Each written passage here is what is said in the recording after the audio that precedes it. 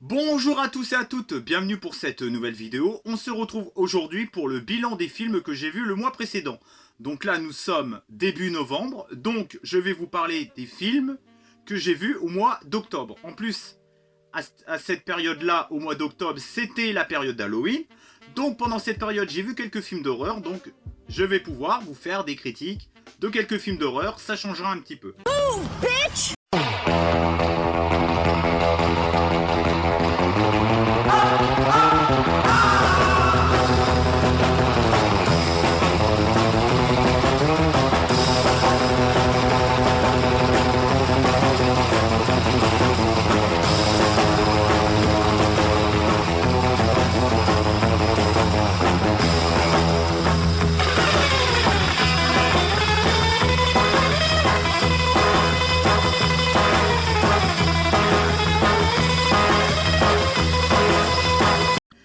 Donc ce mois-ci, enfin au mois d'octobre, j'ai vu 16 films, donc un bon petit paquet de critiques, un bon petit paquet de cartes. Ça va le faire. On commence tout de suite par Royal Corgi, que j'ai pu voir sur Gulli. Quand je suis tombé sur la bande-annonce du film sur Gulli, je me suis dit, il faut que je le voie à tout prix. Idée originale, mettre en avant les chiens de la reine d'Angleterre, plus la gueule hyper bien faite de Donald Trump, m'a convaincu. Alors, PS, c'est un film d'animation. Ça m'a convaincu direct. Les dessins sont bien faits, sans être un Pixar non plus, mais perso, j'en ai un peu rien à foutre, moi. Je m'en branle royal. Le film est drôle, l'aventure est captivante, les chiens sont très attachants, une jolie petite morale avec un petit côté sombre bien sympa, avec une double lecture pour les adultes, avec un petit côté politique satirique bien fait et le faciès extraordinaire de Donald Trump, je peux que vous le conseiller et vous le recommander. Ma note 10 sur 10, c'est vraiment mon coup de cœur au niveau du film d'animation. Ensuite, Venom 2, qui ne sera pas évident à lire parce que c'est sur un carton, vous savez, avec des striés. Quelle idée de faire ça là-dessus. Alors Venom 2, que cette fois j'ai vu au cinéma. Un opus loin d'être la catastrophe annoncée. Un second opus plus sombre dans son univers, avec deux méchants ultra convaincants. Noémie Harris en méchante est vraiment très bonne dans son rôle. Et Woody Harrelson en méchant, un poil caricatural, mais il fait le job, il fait le café quoi. L'humour est moins bien maîtrisé que dans le premier, faut le reconnaître. Mais la relation entre Venom et Eddie Brock fait sourire et même touchante par moments, comme par exemple la scène, je pense notamment à la scène de la moto. La scène en moto. 1h37 suffit largement, je pense que oui, vu le récit et vu ce que ça a raconté, 1h37 ça suffit amplement.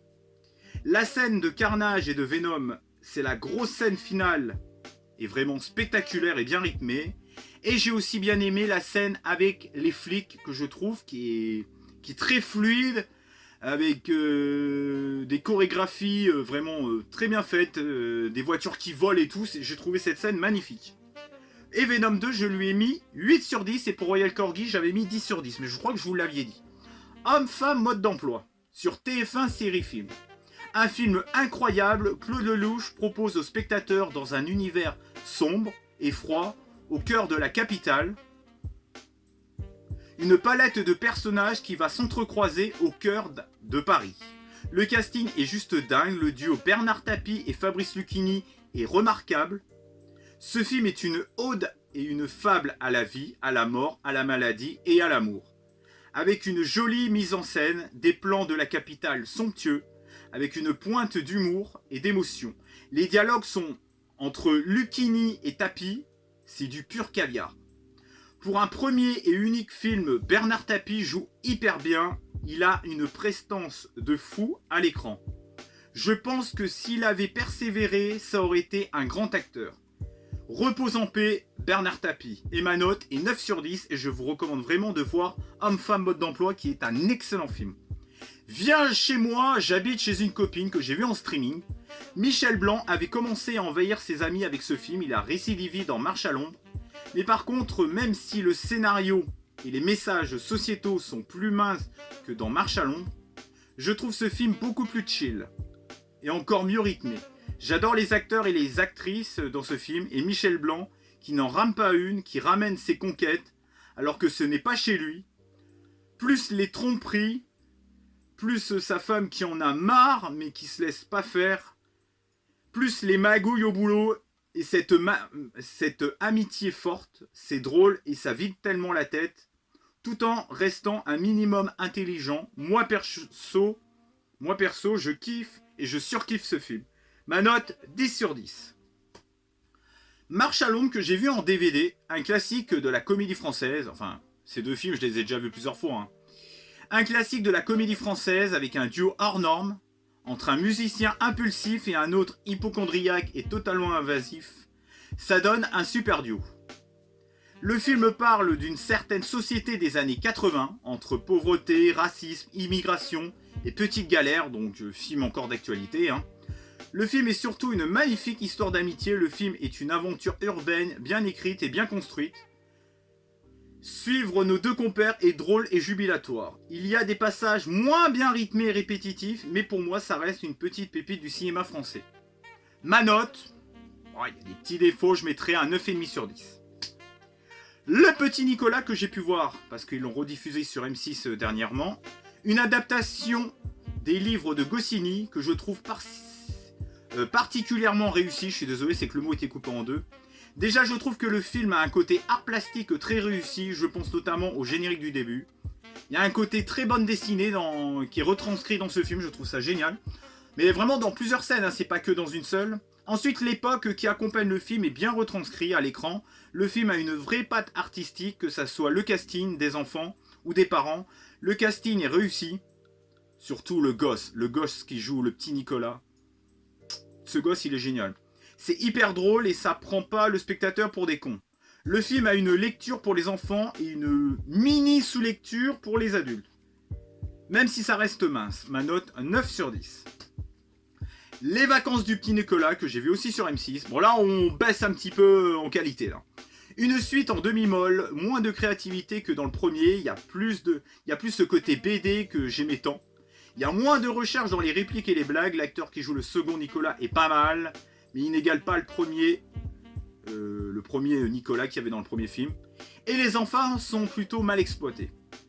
Après, Mérad, Lemercier et Lavanant font le job, même si on voit plus eux que les enfants, alors que dans le moment, c'est les vacances du petit Nicolas. C'est un peu dommage. Après, la photographie et la reconstitution des années 50 est plutôt bien faite. Le film reste toujours agréable et amusant, et la fin remonte un petit peu le niveau. Ma note, 6 sur 10. Oula, mal digéré, moi. Alors, en DVD, j'ai vu Ghost in the Shell. J'ai plutôt aimé. Bon, je vais pas vous dire que je vais le revoir d'ici. Je vais pas vous dire que c'est un chef-d'œuvre non plus. Une aventure d'animation japonaise mature, pas facile d'accès pour certains spectateurs. Les gros points forts, la réal, les plans contemplatifs sur Tokyo avec sa magnifique BO qui l'accompagne. L'univers futuriste et cyberpunk est bien fait. Il y a un joli message sur l'existence de la vie, encore plus percutant quand il s'agit de cyborg. La cyborg femme, qui est l'héroïne principale, est bien écrite. Elle aussi rêve d'échappatoire, après ça reste parfois trop politique et l'univers aurait pu être plus étoffé. Les habitants restent trop en retrait. Ma note, 8,5 sur 10. Bon, il y en a qui disent que c'est un chef-d'œuvre, je suis pas d'accord. Mais ça reste vraiment un très bon animé japonais, en long métrage. Coup de foudre à Nautilin qui était diffusé sur TFX, donc anciennement c'était NT1. Pas confondre avec NTM, ça n'a rien à voir. C'est toujours plaisant de voir une comédie british romantique avec Hugh Grant. Cette romance entre un libraire et une star qui joue son propre rôle, entre guillemets, je trouve que ça colle parfaitement. Cette rencontre si particulière apporte des dialogues savoureux. Hugh Grant et Julia Roberts sont juste extraordinaires dans ce film. Le film manque peut-être de folie par moments. Quand je compare avec l'histoire où joue Hugh Grant dans Love Actually, nous sommes clairement en dessous. Mais le côté plus dramatique compense ce défaut. Il y a une vraie réflexion sur ce que peuvent subir une star, surtout en tant que femme. Je trouve ça vraiment bien écrit. Tout cet arc narratif, c'est pas facile à dire. Pour finir, l'acteur qui joue le coloc est formidable. Ce mec, le mec qui joue le coloc de... je sais plus comment il s'appelle, hein, de Hugh Grant, dans l'appart, il est extraordinaire. Et je mets quand même un joli 9 sur 10. Mais ça vaut pas Love Actually avec la scène avec Hugh Grant et... enfin bon, vous m'avez compris. Alors un film que j'ai vu en streaming, hein, pour la sortie du dernier James Bond. Bah moi j'ai décidé de me faire 007, Le Monde ne suffit pas. Mon premier James Bond, même si j'avais déjà vu l'opus GoldenEye, mais vu étant jeune, j'ai aucun souvenir hormis le générique avec Tina Turner. L'opus Le Monde ne suffit pas est fun, rafraîchissant, avec un récit qui tient la route, mais aussi une pointe d'humour bien dosée, un Bond bien rythmé. Après bon, j'ai pas de comparatif vu que j'ai vu que celui-ci, donc l'objectivité est à l'aveugle. C'est un peu vrai. Mais niveau subjectivité, cet opus passe crème. Il manque peut-être une grosse scène de course-poursuite sur la route. Heureusement que la scène d'intro en bateau et dans le tube rattrape bien ça. Ma note, 8,5 sur 10. Et puis la James Bond Girl et la méchante James Bond Girl, les deux gèrent de ouf. Alors là, on va finir avec les 5 films que j'ai vus, les films d'horreur pour la période d'Halloween. Le Manoir Hanté, les 999 fantômes, espèce de titre. En streaming, vous attendez pas à voir un grand film d'aventure fantastique familiale, par contre ça reste sympathique pour les gosses malgré tout, scénario de base ultra basique, aucune recherche dans les épreuves. Après c'est vrai, les décors extérieurs et intérieurs du manoir, les fantômes et les costumes sont visuellement bien faits, voire même un gros point fort du film. Le film est visuellement beau, il y a quelques passages drôles, je pense notamment aux objets d'orchestre hantés aux côtés d'Eddie Murphy, cette scène elle m'a fait hurler de rire. Cette scène est vraiment très drôle. J'avais déjà anticipé quand je l'avais marqué. Casting convaincant, par contre les gosses, surtout la fille, c'est vraiment le acting au niveau des gamins. Ouf. Et ma note est de 6 sur 10. Un petit film à voir en famille, mais voilà, si vous avez l'occasion de pas le voir, voyez-le pas, quoi. Alors là, gros coup de cœur, c'est Silent Hill, le réalisateur Christophe Gans, je sais pas, propose là une adaptation extraordinaire, l'un des films de possession démoniaque les plus aboutis cinématographiquement, et j'assume ce que je dis. Cinématographiquement parlant, que j'ai pu voir. À côté, L'Exorciste de 1973, c'est du Ufboy sous codéine. Et je le pense vraiment. Scénario bien écrit, des twists à t'en faire perdre la raison, ambiance ultra glauque, ultra froid, ultra malsaine et ultra malaisante. Un visuel somptueux, un film qui a une critique acerbe sur les fanatiques religieux. Oui, t'as des trucs de critique religieux dans un film d'horreur comme ça, oui. Une petite fille talentueuse que l'on peut voir aussi dans le film Tideland. L'actrice principale est vraiment badass, film assez gore et un twist final remarquable. Et la ville de Silent Hill est magnifique, magnifiquement bien fait. Moi, le visuel de cette ville, j'ai vraiment adoré. Et il y a aussi la femme flic qui se débrouille vraiment pas mal. Et là, c'est vraiment un gros coup de cœur que j'ai eu et je mets 9 sur 10. Un film que j'ai vu aussi en streaming pour la période d'Halloween, Invasion. Une invasion extraterrestre, très terre à terre, froid et angoissant, qui fonctionne plutôt bien. Pas d'effluve d'effets spéciaux, mais la façon d'aborder cette invasion est vraiment réussie. Post-scriptum, j'ai pas vu le film d'origine de 1978. Mise en scène classique et le film est un poil trop rapide.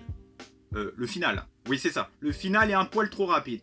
Nicole Kidman est exceptionnelle dans ce film. Elle illumine totalement le métrage. Le film a une atmosphère si particulière au milieu de ce huis clos dans cette ville. Daniel Craig est vraiment très bon aussi. Vraiment ça fait un très très bon duo quoi. Et le gosse qui incarne le fils de Nicole Kidman est très intelligent. On tombe pas dans le stéréotype du gosse complètement débile. Là, on a vraiment un gosse ultra intelligent. Et ça, je trouve ça bien. Et ma note, 9 sur 10. Et celui-là et Silent Hill, c'est vraiment, je crois, que mes deux coups de cœur de la période d'Halloween de 2021. Ensuite, Black Sheep, que j'ai vu aussi en streaming. Une petite série B sans prétention. Assez connue par les fans d'horreur. Les moutons zombifiés sont bien faits. Bon, par contre, les humains zombifiés en moutons, ça laisse à désirer. Le côté gore est très prononcé, on en a largement pour notre argent, public averti. C'est complètement déluré, mais tout en gardant un côté sérieux. Le casting des 2 acteurs et actrices principaux font un joli duo que tout oppose. J'aime bien la petite romance entre eux. Il y a un message écologique et sur la génétique animale, mais voilà. Le film nous fait comprendre que c'est là, que c'est posé là quoi, mais que le but premier, c'est que ça soit fun et décalé. Et ma note, 8,5 sur 10. Ensuite, un film plutôt rare, on va dire, un film beaucoup plus rare, mais j'ai eu l'occasion de le voir pendant cette période d'Halloween en streaming. Alors, Dead et Breakfast. Parodie d'horreur intéressante, humour noir et décalé et totalement gore et assumé, film référencé. Je pense notamment à Branded, par exemple. Ah, Branded, je t'aime. La musique a un rôle clé dans ce film, ça accompagne bien l'action. En plus, il y a une magnifique chanson de rockabilly qui s'intitule Dead Man Party par le groupe Hillbilly Hellcat. J'ai dit ça, j'ai envie de me coucher quoi. Dommage que c'est filmé avec le cul, ça rend moins dingue certaines scènes parce que ce film a de très gros potentiel. Casting convaincant et l'humour est au rendez-vous. Ma note, 8 sur 10, mais c'est dommage que c'est un peu filmé avec le cul quoi. Et je vais terminer avec un documentaire que j'ai vu en DVD. Grâce à ce film, le documentaire a été vu et aperçu comme un vrai genre cinématographique par les spectateurs. Avant ce film, c'était assez compliqué, sauf peut-être avec Microcosmos qui avait emboîté le pas en 1996. Dans Super Size Me, nous avons une multitude de mini-reportages sur McDo, sur les lobbies, sur la malbouffe, sur la bouffe des écoles américaines, faits et racontés d'une façon parfaite. Morgan Spurlock est exceptionnel dans ce film, il se met en 4 et en danger pour nous proposer un défi hors norme. Passionnant, les travers de McDo n'échappent pas à notre investigateur. Et ce film, à la base, ça vient d'un procès qu'avait fait un mec parce que McDo était dangereux quoi. Et il avait je sais plus comment on dit. Il avait foutu un procès à McDo et voilà, le film vient de là en fait. Mais je sais plus trop pourquoi en fait. Et ma note, 9 sur 10. Par contre, le défaut, c'est que j'aurais aimé qu'il fasse un Super Size Me 2 pour voir si tout ça, ça a évolué en bien ou en mal. Et ben voilà, j'espère que cette petite vidéo sur le bilan de mes films du mois d'octobre vous aura plu. Hein, donc 16 films, j'ai essayé d'aller un petit peu plus vite. Hein, et puis juste avant, j'ai eu des petits problèmes de tournage, donc j'étais un petit peu saoulé au bout d'un moment. Vous avez peut-être vu que je rigolais peut-être un petit peu moins bien, mais... J'ai tourné plusieurs fois, ça s'est mal passé, donc c'est vrai que je suis peut-être un petit peu moins dans le truc. Mais voilà, au moins vous avez mon bilan des films d'octobre. J'espère que ça vous a plu. Pour ça, commentez, likez, partagez. Et à me retrouver sur tous mes réseaux sociaux. On se retrouve pour une prochaine vidéo. Il y aura bientôt une vidéo unboxing sur la Geekabox. Sur le site Geekabrac. Je crois que c'est Geekabrac, oui il me semble. Allez, passez une bonne journée, ciao et bye bye. Et surtout, regardez des films. Allez, ciao. Salut!